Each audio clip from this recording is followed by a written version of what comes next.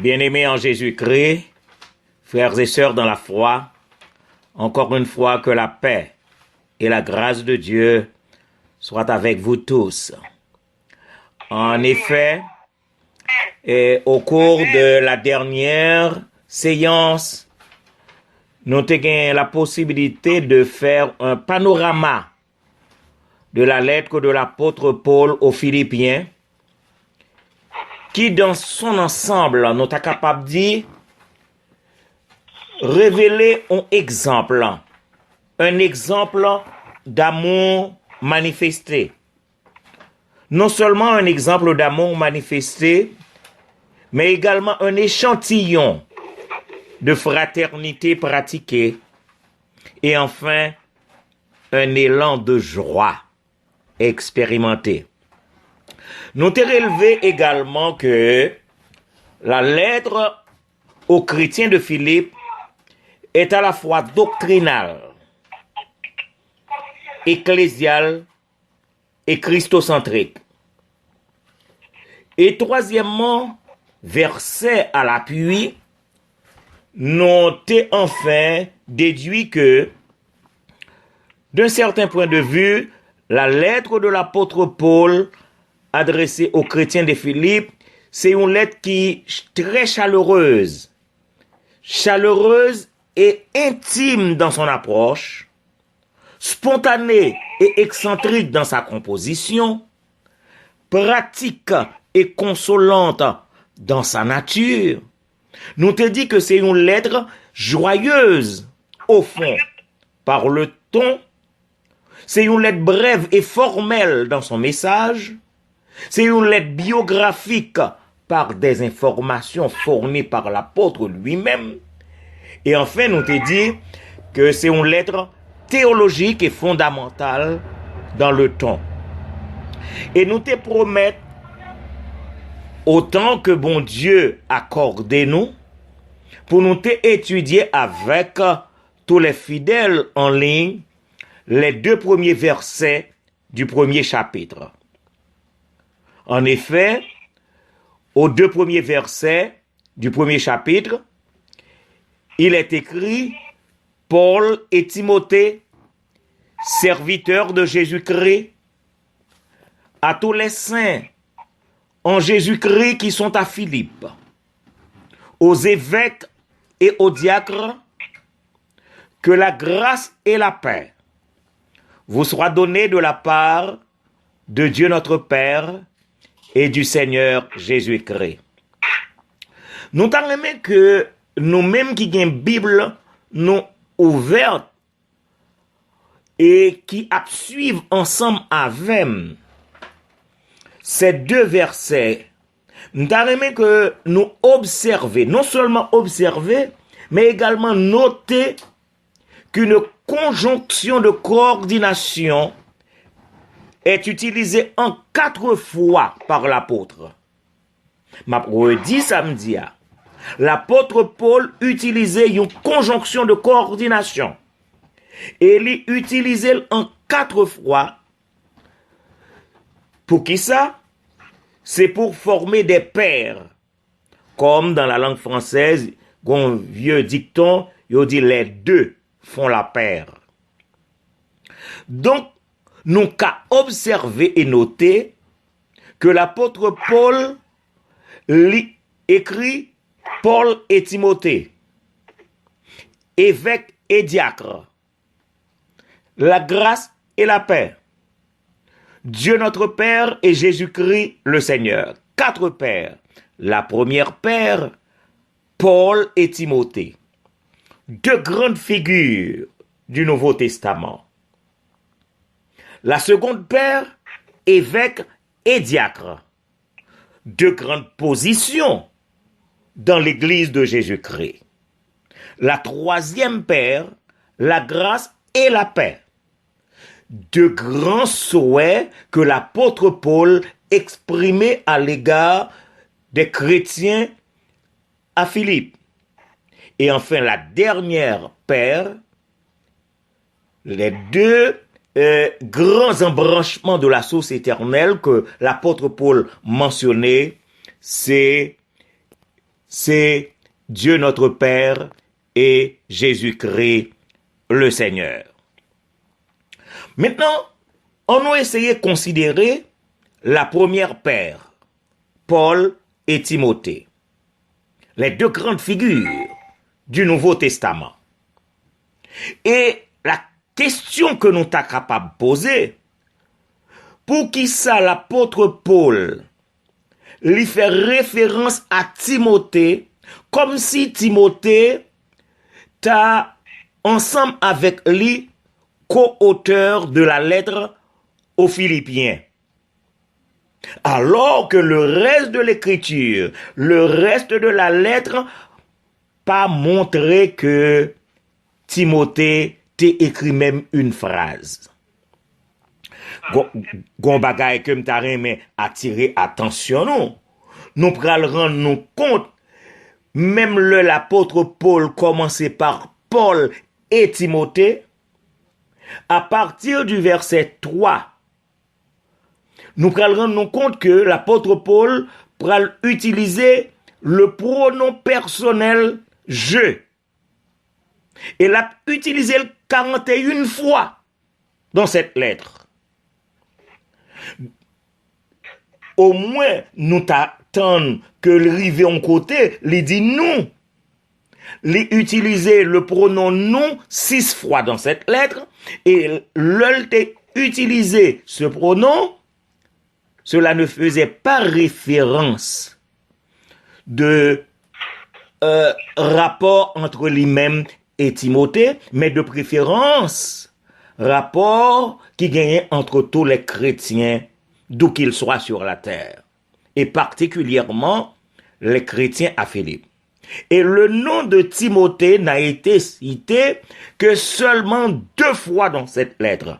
Premièrement, au premier verset de la lettre aux Philippiens, Philippiens chapitre 1er, le verset 1er, et deuxièmement, en Philippiens le chapitre 2, le verset 19. Alors, maintenant, on nous reposait encore la question à savoir, pourquoi l'apôtre Paul fait-il référence à Timothée comme si ce dernier aurait été co-auteur de la lettre? Alors, il y a de nombreuses raisons pour étayer une explication. Et parmi ces raisons, on nous dit que non seulement Timothée il était accompagné Paul en de nombreuses occasions. Par ailleurs, nous reconnaître, il a été aux côtés de Paul en Galatie, il était aux côtés de Paul à Troas, il était aux côtés de Paul à Philippe, il était aux côtés de Paul à Thessalonique, Timothée était avec Paul à Bérée. Non seulement Timothée était accompagné n'entend ça, mais nous prenons nous compte deuxièmement que Timothée était aux côtés de l'apôtre Paul lors de la fondation de l'église à Philippe. Troisièmement, nous prenons noter que Timothée gagnait un caractère particulier.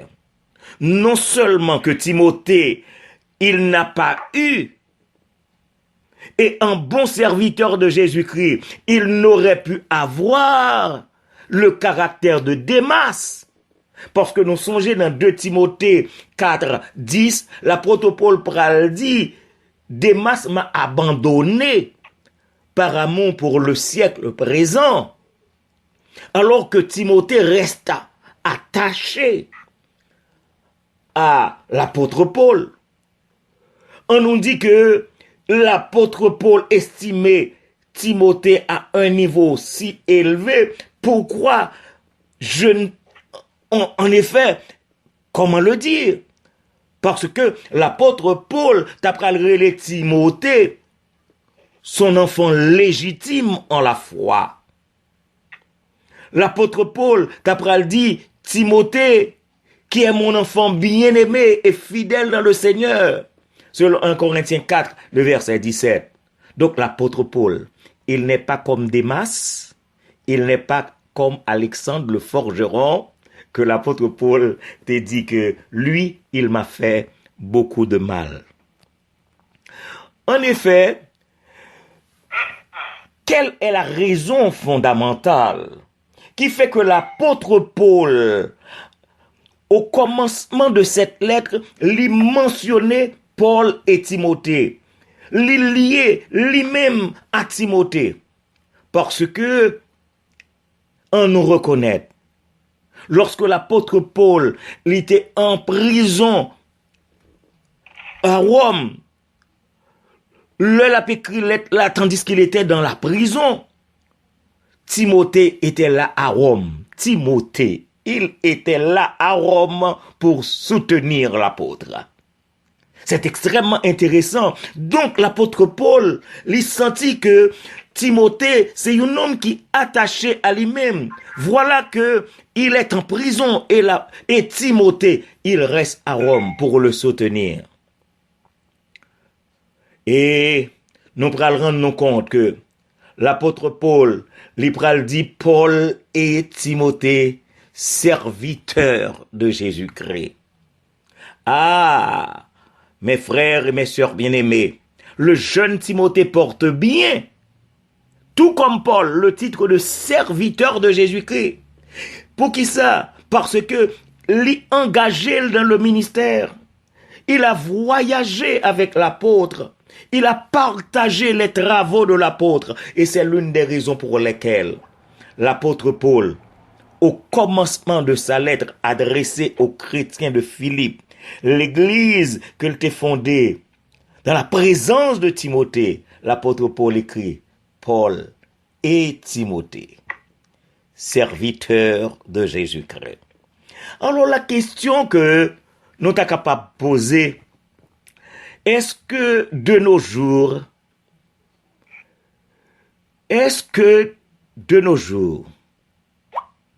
des serviteurs peuvent être considérés comme de réels associés dans le champ du Seigneur?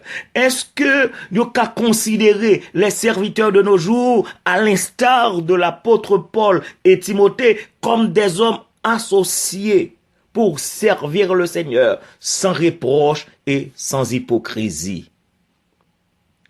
Et à partir de ce moment, m'a demandé, est-ce que c'est pas à Paul et à Timothée qui t'a doué chanter les paroles de ce cantique, à qu'il est beau de voir des frères de même amour unis entre eux?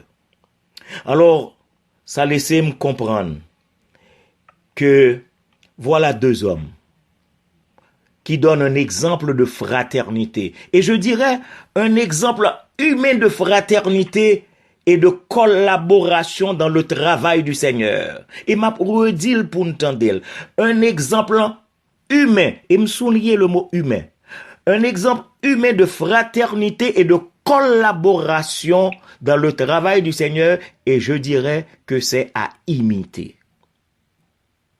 Parce que ce sont des hommes comme nous. Donc la première paire que nous avions considérée, c'est Paul et Timothée. Mais maintenant, on a considéré la deuxième paire parce que l'apôtre Paul les fait marcher deux par deux. Considérons la deuxième paire, évêque et diacre. Deux grandes positions dans l'église de Jésus-Christ. Évêque et diacre. Nous avons que nous retourner dans le texte là même pour nous voir que l'apôtre Paul écrit texte là d'une manière qui t'a suscité la caïnon une certaine observation. Puisque il dit Paul et Timothée, serviteurs de Jésus-Christ, à tous les saints en Jésus-Christ qui sont à Philippe, virgule, aux évêques et aux diacres.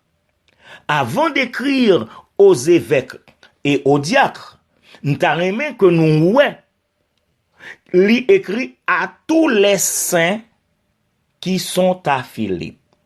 Donc ce serait superflu de mettre en relief les évêques et les diacres, Parce que les évêques et les diacres, eh bien, eux-mêmes également, ils ont fait partie des saints en Jésus-Christ. Donc, la question que nous t'a posée, mais pour qui ça, s'il Gantan fait mention de tous les saints en Jésus-Christ, pourquoi mentionner de manière particulière les évêques et les diacres? Et nous allons rendre compte, dans la systématisation biblique, nous allons voir que l'explication est donnée par l'évangéliste Matthieu.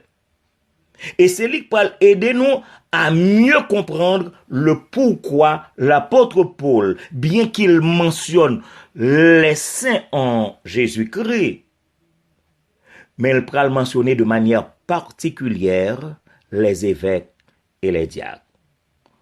Tournez page Bible nous dans Matthieu chapitre 6. Matthieu chapitre 6, les versets 22 et 23. Et là, qui ça nous pral joindre écrit? L'évangéliste dit, l'œil est la lampe du corps. Si ton œil est en bon état, tout ton corps sera éclairé. Mais si ton œil est en mauvais état, tout ton corps sera dans les ténèbres. Si donc la lumière qui est en toi est ténèbres, combien seront grandes ces ténèbres? Peut-être nous qu'à poser une question, mais quel rapport qui gagne entre ce texte que nous retrouvons en Matthieu 6, les versets 22 et 23, et la mention que l'apôtre Paul fait des évêques et des diacres au milieu des saints? On va l'essayer et aider nous pour nous comprendre. Les évêques et les diacres, qui ça y représenté dans l'église de Jésus-Christ? Ce sont des phares, ce sont des lampes allumées, ce sont des lumières. Et c'est beau de dire, c'est bien de dire que ces yeux de l'église, les évêques et les diacres, ces yeux de l'église sont en bon état. Si les évêques sont en bon état, si les diacres sont en bon état, le reste du corps, qui est l'ensemble de l'église de Jésus-Christ, sont en bon état. Les évêques sont bergers pour conduire dans la lumière le troupeau du Seigneur. Donc, ce sont des lampes allumées.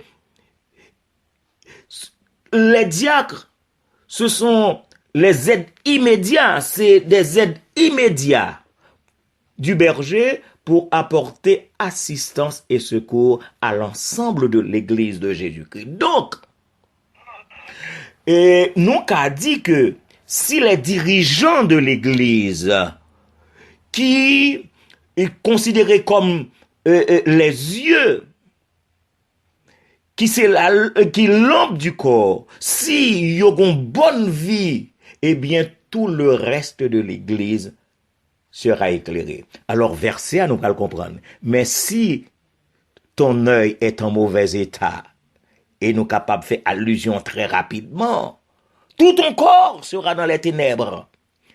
Tel dirigeant, telle est l'assemblée. Donc, si donc la lumière qui est en toi est ténèbres, combien seront grandes ces ténèbres? Alors, maintenant, on nous retourne à l'église de Philippe. On a constaté l'œuvre d'amour manifestée, l'œuvre de fraternité pratiquée. Nous qu'a dit que les évêques de l'église de Philippe que l'apôtre Paul mentionnait semblaient c'était de bons conducteurs.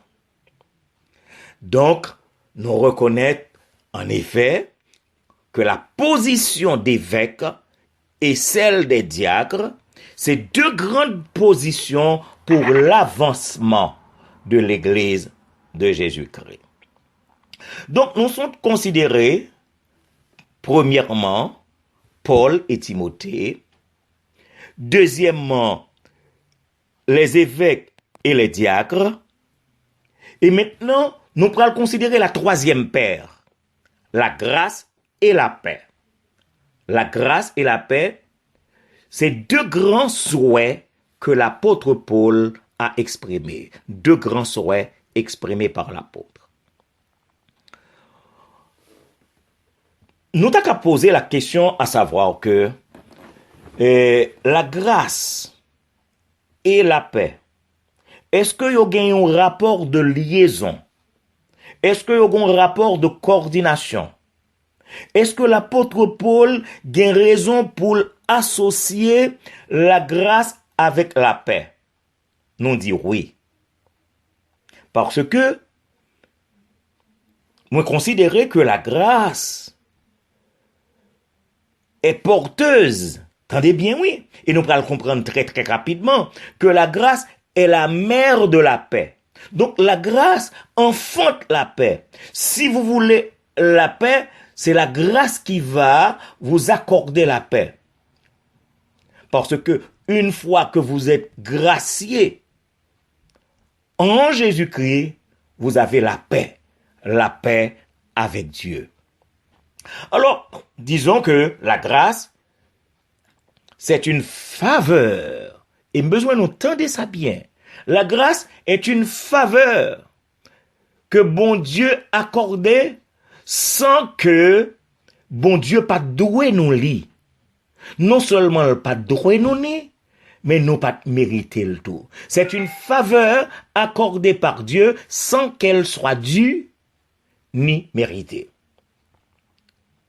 Donc, m'espérer que nous comprenions ce que l'on appelle la grâce. En effet, mes frères et mes sœurs bien-aimés, loin de considérer ou bien de reconsidérer, puisque nous faisons des études sous ça déjà, loin de reconsidérer les différents aspects de la grâce, et les m'a parlé des différents aspects de la grâce, qu'on se rappelle premièrement de la grâce commune, deuxièmement de la grâce libératrice, troisièmement de la grâce protectrice. Mais ça que nous avons besoin maintenant pour nous gagner à l'esprit, c'est la grâce, la préférée de toutes les grâces. Ça que nous relève la grâce salvatrice. C'est un don gratuit de Dieu. En et par Jésus-Christ. On dit en et par Jésus-Christ parce que tout si là qui t'est fait étude avec dans Éphésiens, nous songez Éphésiens chapitre 1er le verset 4 et nous qu'a songé également acte 4 12.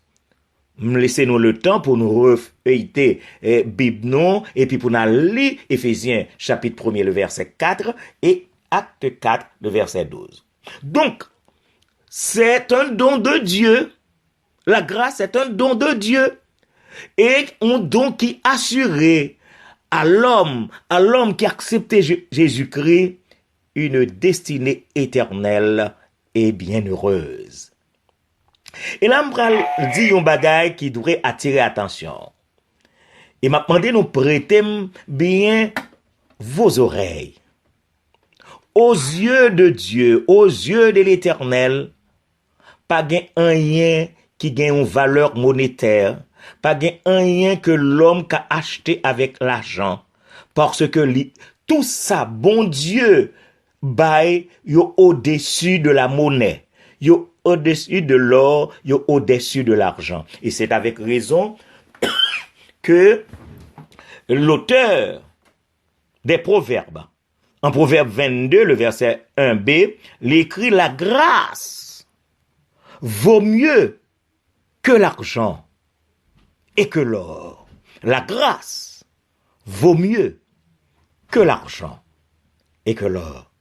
Alors, on reconnaît que en Jésus-Christ, c'est par grâce. Et permettez-moi ce pléonasme, c'est par grâce que la grâce nous est donnée. Au point que l'évangéliste Jean l'écrit dans Jean chapitre 1er, le verset 16, « Et nous avons tous reçu de sa plénitude et grâce pour grâce. Bon, me reprendre.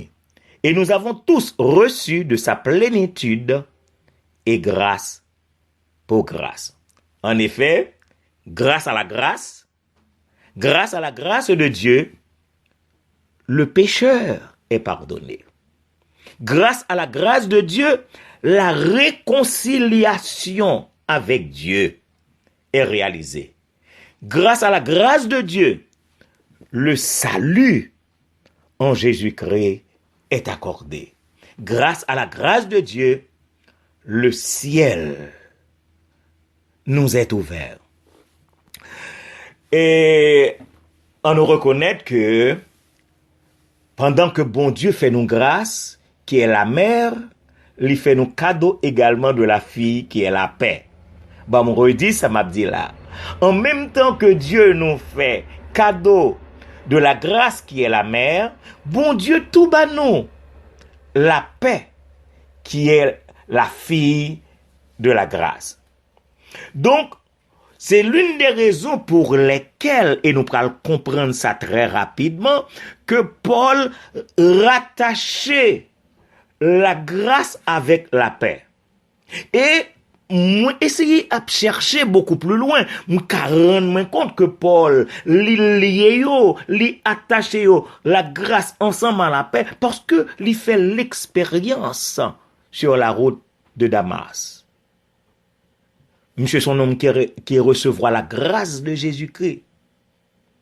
Et c'est ça que fait le pral dit à d'autres frères, et surtout les chrétiens d'Éphèse plus particulièrement, les pral dit, oh, c'est par la grâce que vous êtes sauvés, par les moyens de la foi. Cela ne vient pas de vous, c'est le don gratuit de Dieu.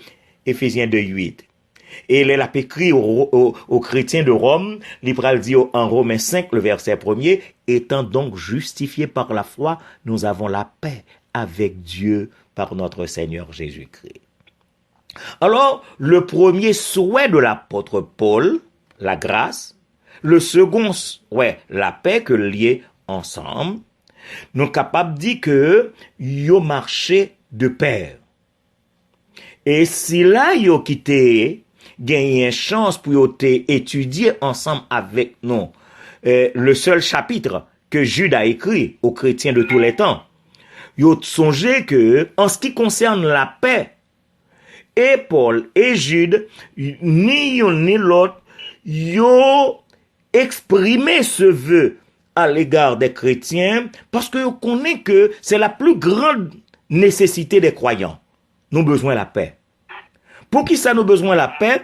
Parce que la paix, c'est la tranquillité de l'esprit. Bon, on redit, la paix, c'est la tranquillité de l'esprit. C'est un état d'âme. C'est un moment dans la vie où aucune inquiétude pas qu'à joindre une possibilité pour le troubler. Parce que vous avez la paix. La paix retirer le doute. La paix retirer la peur. Et en nous voit d'une manière tridimensionnelle. Je dis premièrement que la paix, lui préserver la pensée du croyant des troubles occasionnés par l'adversaire. Le rôle de l'adversaire, c'est créer trouble dans pensée nous. Mais quand vous avez la paix de Dieu dans le cœur, eh bien, la paix préserver la pensée du croyant. Deuxièmement, la paix lui rend nous confortables. Saisis ça bien. La paix rend nous confortables parce que nous gagnons l'assurance de notre salut en Jésus-Christ. Nous avons la paix avec Dieu. Et troisièmement, la paix les sécuriser pour nous-mêmes la confiance que nous placer dans mon Dieu. Donc c'est avec raison que notre Seigneur Jésus-Christ, il voulait rassurer ses disciples. Il était dit en Jean 14, le verset 27, je vous laisse la paix. Je vous donne ma paix. Et je vous demande de souligner les verbes utilisés par notre Seigneur Jésus-Christ. Le verbe laisser et le verbe donner. Je vous laisse la paix. je vous donne ma paix. Je ne vous donne pas comme le monde donne. Que votre cœur ne se trouble point et ne s'alarme point. Pour l'autre bagage que m'ta aimé attirer attention, non, pour nous voir que ce que d'où vient la paix en un certain sens. La paix vient premièrement de la connaissance, deuxièmement de la confiance et troisièmement de la conscience. Ma pour reprendre nous pour nous. La paix résulte premièrement de la connaissance, deuxièmement de la confiance, troisièmement de la conscience. La connaissance, parce que je sais que Jésus-Christ, il est maître et souverain de l'univers. Lorsqu'on est qui mon bon Dieu, vous avez la connaissance de Dieu et à partir de ce moment, vous avez la paix. Je sais qu'il est maître et souverain de l'univers. D'ailleurs, l'eltenant bateau, la tempête t'a levé. Est-ce qu'on lit? Donc, le chrétien devait savoir, le disciple devait savoir que le maître, il est le souverain de l'univers. Non seulement la connaissance, mais la confiance. L'apôtre Paul, t'es arrivé côté, il dit, je sais en qui j'ai cru. Je sais en qui j'ai cru. Donc la confiance, et c'est ça que chrétien a besoin pour gagner confiance en son Dieu, pour gagner confiance dans le Seigneur Jésus-Christ, tout comme l'apôtre Paul, Paul dit, je sais en qui j'ai cru. Et troisièmement, la conscience. Je dis bien la conscience. Dieu ne fait jamais défaut à celui qui le cherche. Bon Dieu, non. Il n'a pas jamais fait défaut, il me dit conscience tout au long de ma vie que Dieu ne m'a jamais fait défaut. Donc à partir de ce moment, puisque j'ai la conscience, comme qui mon bon Dieu y est, donc j'ai la paix. Donc la paix, les résultats premièrement de la connaissance, deuxièmement de la confiance et troisièmement de la conscience. Donc trois éléments ça que nous sommes mentionnés fait que nous connaissons en tant que serviteurs de Dieu. Premièrement, Dieu pourvoira. Philippiens 4, 19. Deuxièmement, Dieu guidera. Ésaïe 49, 10. Troisièmement, Dieu fortifiera. 1 Pierre 5, 10. Quatrièmement, Dieu soutiendra. Psaume 89, 21, 22. Cinquièmement, Dieu délivrera. Donc, cela veut dire qu'en toutes circonstances, je connais Dieu. 2 Timothée 4, 18. Dieu gardera. Psaume 121, le verset 7. Et Psaume 121, le verset 8. Et enfin, Dieu sauvera. Et comme nous connaissons, dans 2 Timothée 4, verset 18, l'apôtre Paul écrit, « Le Seigneur me délivrera de toute œuvre mauvaise, et il me sauvera pour me faire entrer dans son royaume céleste. À lui soit la gloire au siècle des siècles. » Donc le croyant, le serviteur de Dieu, le chrétien, il peut chanter quel repos, paix parfaite et bonheur sous les ailes du Seigneur. Donc nous considérons déjà trois pères. La première père, Paul et Timothée. La deuxième, évêque et diacre. La troisième, la grâce et la paix. On va essayer de considérer très brièvement la quatrième père, côté l'apôtre Paul mentionné. Dieu notre Père et Jésus-Christ, le Seigneur. Deux grands embranchements de la source éternelle. Dieu notre Père et Jésus-Christ, le Seigneur. Deux grands embranchements de la source éternelle. Reconnaissons que le nous parler de l'unité parfaite, je dis bien l'unité parfaite de Dieu le Père et Jésus-Christ, l'état semblait quelque peu impropre en un certain sens de parler de conjonction entre Dieu, notre Père et Jésus-Christ. m'a dit samedi et m'a demandé nous prêter attention pour nous bien saisir. Parce que l'on a parlé de Dieu le Père et de Jésus-Christ le Fils. Nous parlons de l'unité parfaite. Donc, il t'a semblé en un certain sens impropre de parler de conjonction et d'insérer entre les deux la conjonction de coordination et. Puisque Jésus-Christ lui-même l'était déclaré, je suis dans le Père et le Père est en moi. Saisis bien.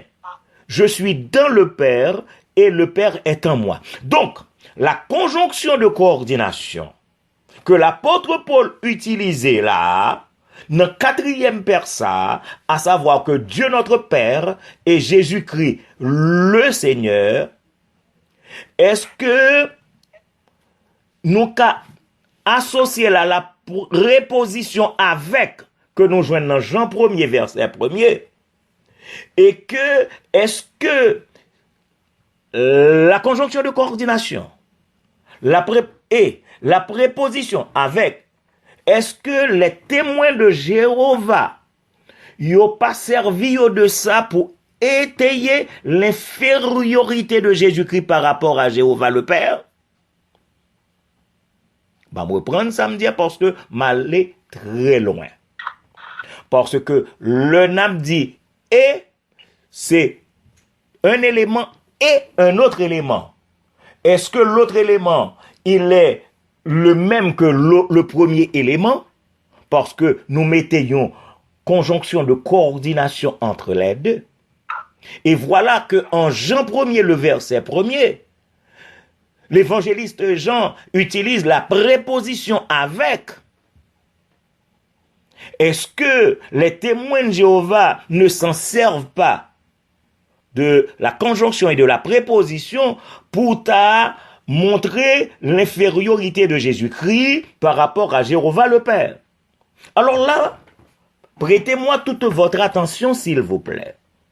Pour aider nous à mieux comprendre une approche explicative, je dirais, et des coordinations, parce que nous avons besoin d'une approche explicative pour aider nous comprendre. Et nous prenons un exemple de rien, un exemple anodin. Quelqu'un qui t'a parlé de la conjonction, et je vais prendre comme exemple la farine et l'eau. Je prends comme exemple la farine et l'eau. Et certains sont capables de dire, bon, eh bien, pour la bonne conjonction, ou l'ajout de la farine à l'eau, ou de l'eau à la farine, pour nous capables de gagner la pâte. Mais ça me besoin que nous comprenions, lier la farine à l'eau, ajouter la farine à l'eau, la farine et l'eau, et nous avons besoin de reconnaître que ces éléments, ces deux éléments, sont différents par nature. La nature de la farine n'est pas la même nature que l'eau. Au préalable, c'était des éléments séparés l'un de l'autre. Et c'est pour une cause ultérieure que ces deux éléments sont mélangés ensemble. La farine et l'eau. Donc, ils ont mélangé, c'est pour avoir un autre résultat qui c'est la pâte qui pourra le servir pour le pain, pour autre chose. Cependant, maintenant, prêtez-moi toute votre attention. Il importe de noter et accepter, je dis bien noter et accepter, que Dieu notre Père et Jésus-Christ le Seigneur, ils ont de même nature. Et, me dit, de manière fonctionnelle, de manière positionnelle, au mieux par attribution, c'est deux embranchements de la source éternelle que personne ne peut ni diviser. Parce qu'ils ont de même nature et de même essence. Et si il y a personne, quelqu'un qui t'a demandé, mais jusqu'à présent, je ne comprends pas. Alors, je vous dirais que m'bral essayer aider nous encore pour nous comprendre. Parce que il y a des expériences quotidiennes qui permettent que nous joignent de plus en plus d'exemples. Et m'a retenu pour l'explication de ce soir, on nous prend l'eau à l'état liquide, l'eau à l'état solide et l'eau à l'état vapeur. On prend le retenu pour nous que l'eau contenue dans un récipient qui sortit au Canada, qui t'a mélangé à l'eau dans un autre verre qui sortit la France, et l'on prend deux récipients ça, une sorti au Canada, une sorti en France, m'a mette qui que ce soit au défi, le fin mélanger yo pour dire mais de l'eau qui est sorti Canada ou voilà l'eau venant de la France. Et ça fait que ou pas capable reconnaître yo une fois mélangé, c'est parce que yo de même nature et de même essence, et l'essence, attendez bien, l'essence et la nature